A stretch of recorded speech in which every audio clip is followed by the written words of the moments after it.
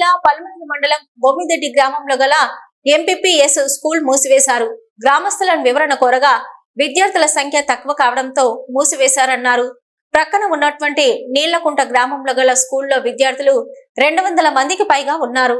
నీళ్లకుంటకు ఒక స్కూలు, బొమ్మిదెడ్డి ఒక స్కూలు ఎందుకండి?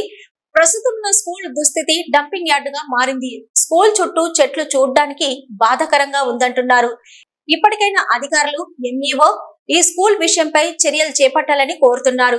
ప్రభుత్వం స్కూల్లో అన్ని సదుపాయాలు అందుబాటులో ఉన్నా కూడా నీళ్లకుంట గ్రామంలో 50 మంది విద్యార్థులు ప్రైవేట్ స్కూల్ కి వెళ్తున్నారు.